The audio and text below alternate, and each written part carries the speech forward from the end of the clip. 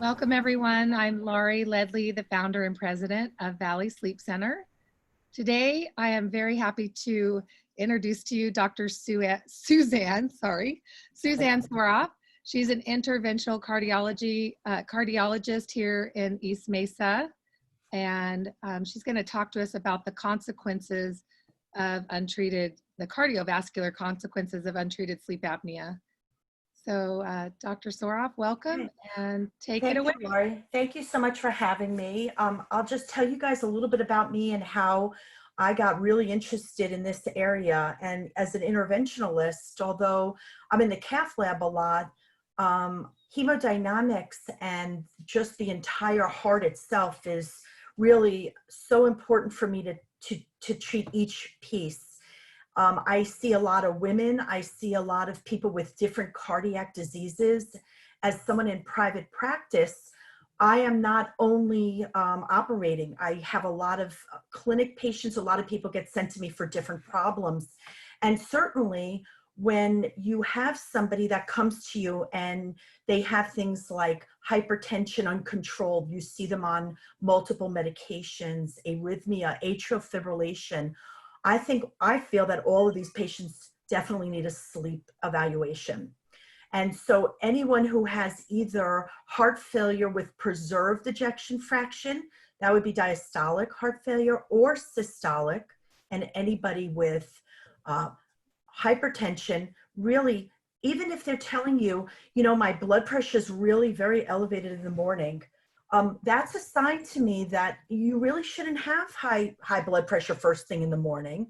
If you've had a decent sleep and you've been horizontal most of the night, not sitting up, sleeping in a chair, and you wake up in the morning, your blood pressure should be the lowest of the day because you've had all of your hormones that are released that take down the pressures. However, when you have sleep apnea or a syndrome that affects your sleep and getting REM sleep, which is your deep sleep, those are really big signals that we need to do a workup.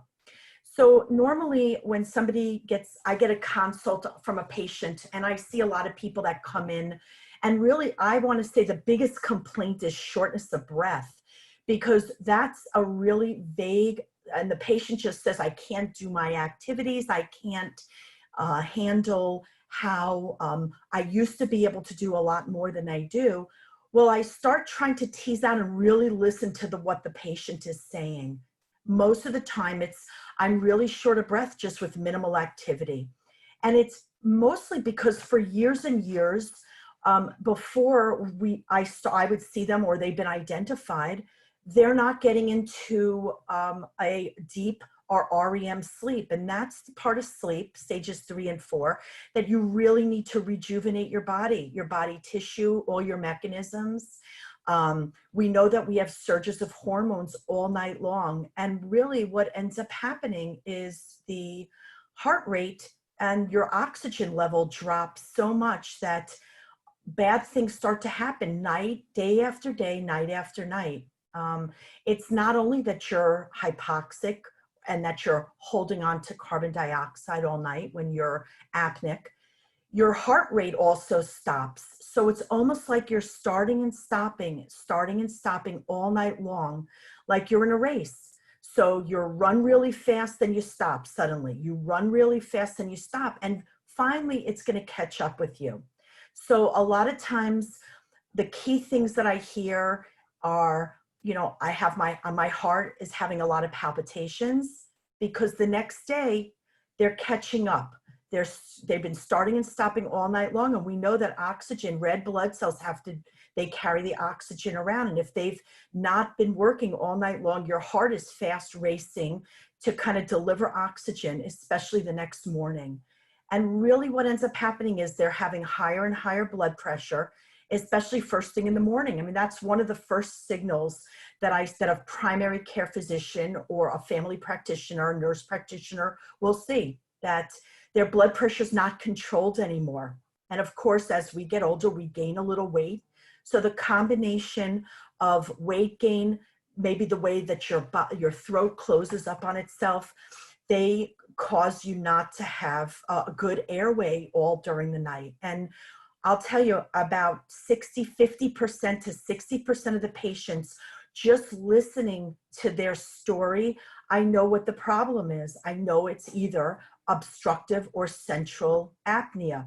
Now, of course, we have a whole bunch of other sleep disorders, but the main one really that you want to identify, and the one that you can treat with a machine and machinery, or surgical correction, or a mouthpiece if it's pretty mild, would be the obstructive kind. Central sleep apnea is a beast until itself. Everybody has difficulty with that because it's a totally different mechanism. It's the brain doesn't tell your thorax to breathe. This has nothing to do with an actual obstruction.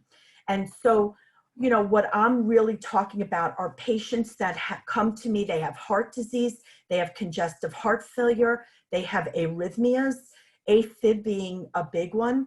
They are having a lot of palpitations, very disrupted sleep, and they're short of breath a lot when they're doing activity.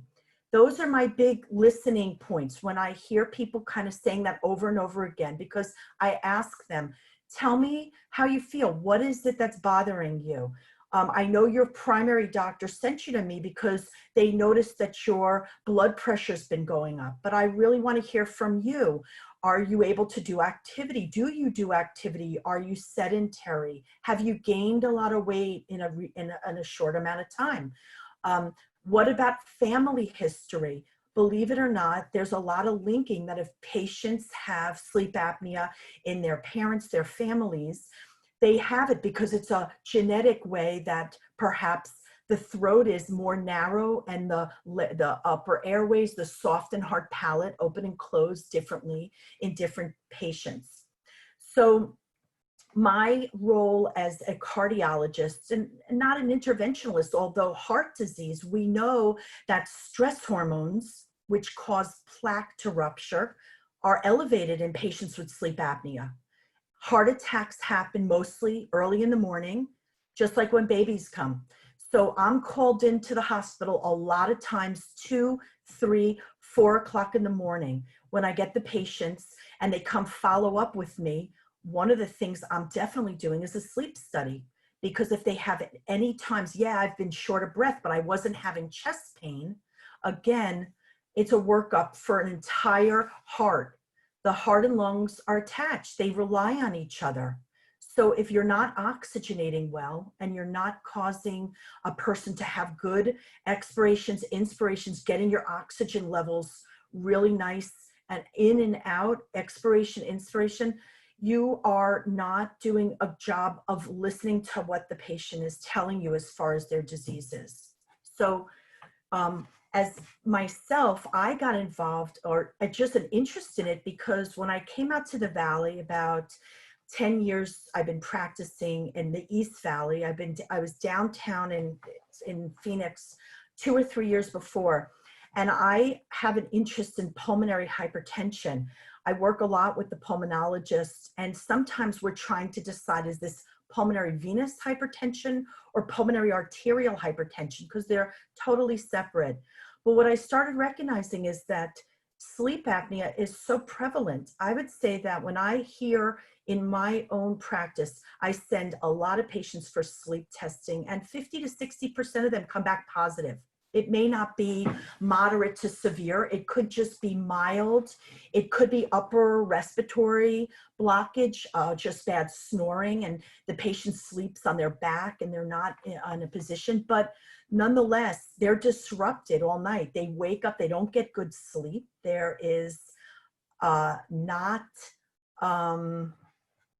a way of telling the patients, look, it's really important that if I make this diagnosis, and I do a lot of home sleep tests, but I'm not a sleep expert. And so when I identify there's a problem, I will send the patient to an expert, either the nurse practitioner or a sleep expert, whether it be pulmonary, whether it be neurology. There's a lot of different doctors that do specialize in sleep.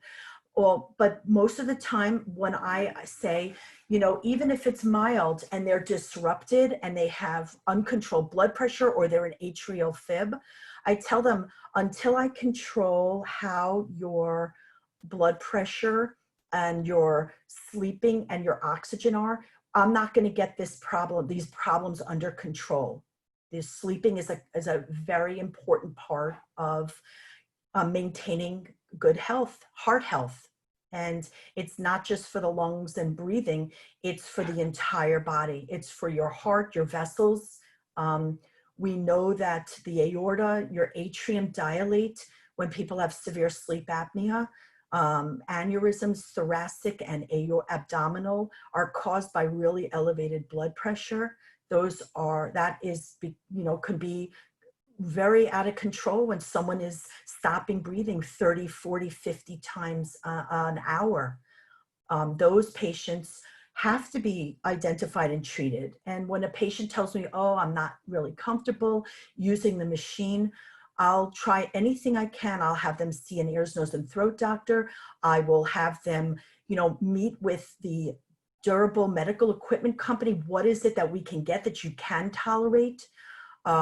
How is it that I can get you to understand? Because really, after a while, patients will understand that they will feel better. Their blood pressures will come down. They will lose weight because they're not holding on to a lot of water weight. They won't feel so fatigued that they can't concentrate. They are much more alert. And there's so many important facets, especially in the cardiovascular realm, that are helped when people have treated sleeping apnea. So, I mean, I will tell you that I am a big proponent of sleep. I do a lot of sleep studies. I feel that data is just as important for me as a stress test, as a Holter monitor looking for arrhythmia, as an echocardiogram. I'm looking at the chambers, and especially if I start seeing the pulmonary pressures getting more and more elevated, those are usually signs of secondary pulmonary hypertension caused by an oxygen deficit. And then there's not having good oxygen exchange, so the pressures start elevating in the heart and lungs, and you can't really reverse that after a while. So it's critically important for these patients to get identified. What do you think comes first? It's kind of like that chicken or the egg. Do you see like the patients usually have sleep apnea? Did that come first and then they develop the cardiac issue? I mean, I think it happens just like how other things happen. It's multifactorial. Most of stuff in heart disease is genetic, unfortunately. We are predisposed by what our parents give us genetically, and then culturally, how we cook, what we eat, will color and add to the risks that we already are predisposed to. And then what happens is over time, people, for example, who smoke, their lungs don't have great, ability to, fight. So they get some lung disease, they can get COPD. But I really feel that the combination of both all your genetic precursors, I mean, and most women, 85% of us will get high blood pressure as we age. We get it because we lose estrogen. Our vessels get very, very stiff over time. And so that is a marker of just, they're not distensible anymore. They're not compliant like they were to let the blood pass through. So the pressure starts elevating. But when you don't have oxygen, things get really stiff. You hold on to a whole lot of water, your stress hormones, your adrenaline goes up tremendously. Your adrenal glands all night long are on overload. And this is the time when you should be the most relaxed. When you're in REM sleep, you should be paralyzed and you should be in a state where things just are recuperating and recovering for the day. That's great. So I have an example patient that I wanted to pick your brain. Sure. So we have a 48-year-old woman who has 30 pounds to lose, and she's just started to have hypertension. Her AHI, apnea-hypopnea index, on the home sleep test was 6. Okay. So this patient is like, well, if I just lose the 30 pounds, then I probably won't have the sleep apnea, which is an interesting point. But I would ask you, if this was your patient, what would you encourage them to try to do with an AHI of 6? Because it's Yeah. kind of, you know. So, I mean, lifestyle changes, diet and exercise are critical for this diagnosis, because with only treating, it would be like me giving my patients medications and not telling them, look, you really got to watch your cholesterol. You really got to watch your salt intake.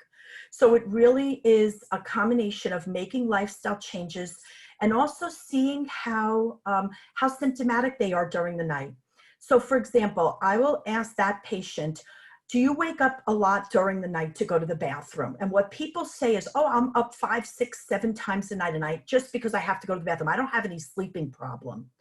And then I challenge them and I say, well, this is actually not what's happening. What happens is you actually wake up, and because you're apneic, and at that point in time, your body says you better take a deep breath and get up. Otherwise, you will not take a deep breath again. So your body kind of signals to you, you better wake up. And so you wake up and you think, oh, I must be up because I have to go to the bathroom. So really what's happening is your body is alerting you that something's not right and you're not getting oxygen around. So you got to change your body position, or you got to roll over, or you're snoring really loud. And so you wake yourself up and you think, oh, I must have to go to the bathroom. But I really think it's the other way around. It's your body telling you that you need to go. So for that patient with an AHI of 6 and she's young, insurance a lot of times will not cover what needs to be done unless they are severely disrupted. And we can document that they're having a lot of arrhythmia, palpitations, they have diastolic dysfunction, something that's actually organic. So I'll tell that patient, I do a workup with a sleep test as part of my workup of why they're short of breath. And I say to them, let's kind of do this in conjunction with a diet. However, whatever diet they choose, they have to limit calories. It has to be an intake and an output. Exercise is critical. Why? For many reasons. Number one, you're burning calories. Number two, you sleep better when you actually get yourself up and do stuff all day, because at nighttime, your body wants to go to sleep and recover. So I would tell that patient, look, you're heading down the road. Once you hit an AHI of 10, you're really not in the mild sleep apneic range anymore. You're kind of getting into that moderate. Moderate and severe sleep apnea are really, they start really giving you risks for heart failure, coronary disease because of the stress hormones and inflammation. You're going to have both diastolic and systolic. You can get heart failure, and then arrhythmias, atrial fibrillation, and that predisposes you to stroke. Okay.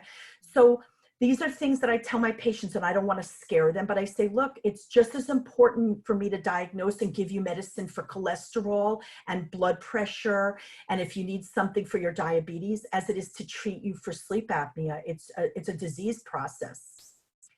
Sometimes they'll go and sometimes they won't. And they'll say, yeah, I mean, those are the hardest, though, the low ones, because you'll tell them you need to lose 30 pounds. And if they don't, I mean, they might lose the sleeping apnea, the obstruction, but you want to make sure that there's not a combination or a mixed sleep disorder picture going on. And that's where the sleep expert comes in, and they help me tremendously with my patients. I have a great working relationship with the doctors. I'll contact them and say, I'm really concerned. I know that they don't have such a high AHI, but their oxygen sat is dropping to the 60s for a lot of the night. They're anoxic during all night long. I'm not so worried if they're 90 and above, but once you start getting into that 80, 70, 60 all night long of oxygen, those patients are really struggling. And the whole next day and the next day, they can't think clearly. You're not able to process information well. Car accidents. I think that a lot of things happen that are from underdiagnosed sleep apnea, and I would identify it as just as much as a problem as anything else that I'm dealing with the heart. Wow, great information. So I also wanted to just, before I ask how to get a hold of you, I wanted to point out to you guys that at Valley Sleep Center, we're a comprehensive center where we meet with the patient, and Dr. Sorof is talking about a lot of our doctors that work for us that are board certified in sleep medicine. You can see them virtually. You can get a disposable home sleep test mailed to your house right now. You can follow up over virtual. We can ship you your CPAP. It's very simple right now. Now's the time to, take advantage of this and really get your sleep apnea treated, because it is non-benign, this disease, and it is slowly ticking away. And we don't want to scare you, but we just want you aware that this is really important. I myself struggle with sleep apnea and have tried for years with CPAP, and I had a lot of trouble. I have the best respiratory therapists that will work with you in person or on telemedicine to help get you compliant. We even have a free course every Friday, CPAP Answers with Andrew.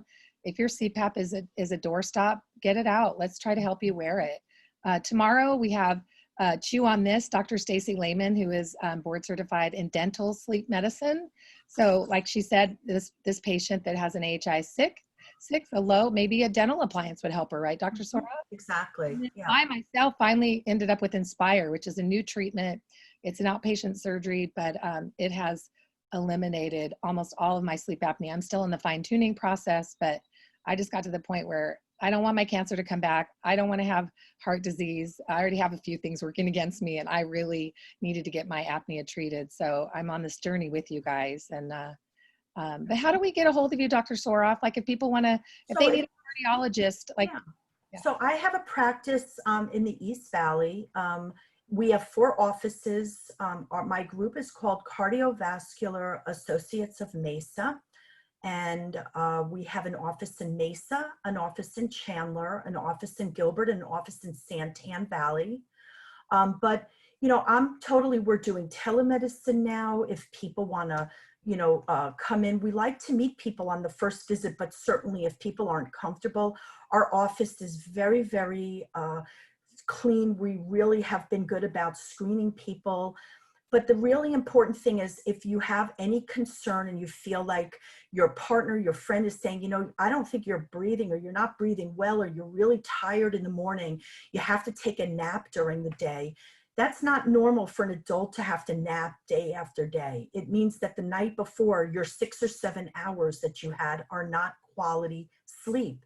You want at least 30% of your night to be 30 to 40 to be an REM sleep, when you're rejuvenating and getting your body back to where it needs to be. And if you're always in light sleep, it means you're never getting to the point when all your muscles and everything are just not moving at all, and only your eyes, the rapid eyes, are going. And that's how the brain is kind of getting this back. And that's what's disrupted with sleep apnea. It's that deep sleep cycle pattern. And so if you want to come to see me, I'm happy to see anybody. I'm a cardiologist. I actually operate and put stents in, but I really have an interest in prevention. And this is somewhere that you, just like blood pressure, cholesterol, diabetes, talking to people about smoking, that if you intervene before you get a big problem, it really can change your life. And I'm really passionate about it. I hope that anybody who's listening, if they want to get in touch with me, Lori has my information. Lori and I go back a long time, and I send a lot of my patients to the Valley Sleep Lab. They're all over the city. They're not only in the East Valley, we have them all over the city, and they're phenomenal. They get back to me right away. Their studies are comprehensive. Nobody's ever complained about their sleeping. But Lori mentioned that you can do the first part of screening at home now, just like we do other tests. We have the ability that you put on the machine yourself. You're given instructions. If it's abnormal, you can meet with a sleep expert and go from there and see what options and what is the problem. And that's what I recommend, is actually having an expert sit down with you and go over and what your options are. And there really are a lot. It used to be a big clunky machine.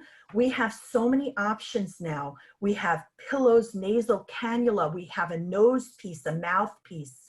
They have a jaw, like a mouth guard so you don't grind your teeth. But this one is to help keep the airway open. And There's a new one for positional sleep apnea. Do you know about that, called Night Owl? Yeah. Yeah. So there's a lot of options now. And, you know, I would say to anybody who's treating patients or who's a patient themselves, if you have any concerns, you know, reach out to someone because it is a big health problem, and really treating it makes a huge difference for cardiac health. So I would love to offer people to ask you questions. Do you have Sure. time? Of course. Yeah. I'm happy to hear anything that anyone wants to know.